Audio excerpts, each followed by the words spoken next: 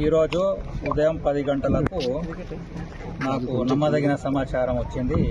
ఏంటి అంటే 2 లారీలు AP28 TD 1467 AP28 TA 7997 అనే 2 లారీలు రైస్ తీసుకొని ఈ సిఎస్సి గోడౌన్ తుర్కపల్లిలో ఈ సిఎస్సి SWC గోడౌన్ ఉంది. ఇక్కడ ఈ గోడౌన్లో పార్క్ అయి ఉన్నాయి.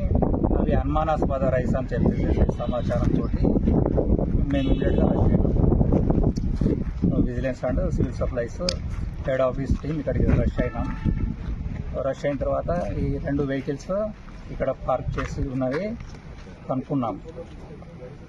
ఈ తర్వాత ఈ లారీల యొక్క ట్రక్ షీట్స్, లారీ డ్రైవర్ని దగ్గర ట్రక్ షీట్స్ తీసుకున్నాం.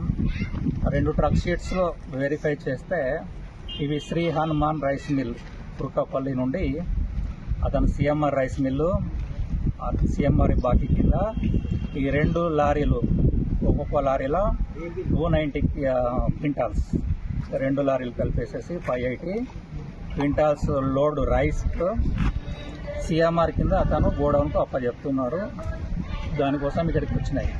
మా అనుమానం ఏంటి, మాకు వచ్చిన సమాచారం ఏంటి అంటే అతను తన రైస్ మిల్లు కాకుండా వేరే ప్లేస్ నుండి ప్రొక్యూర్ చేసుకొని అతని మిల్లు పేరు మీద ఈ గోడౌన్కు అప్పచెప్తున్నారు అనే సమాచారంతో వచ్చినప్పుడు ఆ ట్రక్ షీట్లో ACK నంబర్స్ అని ఉంటాయి.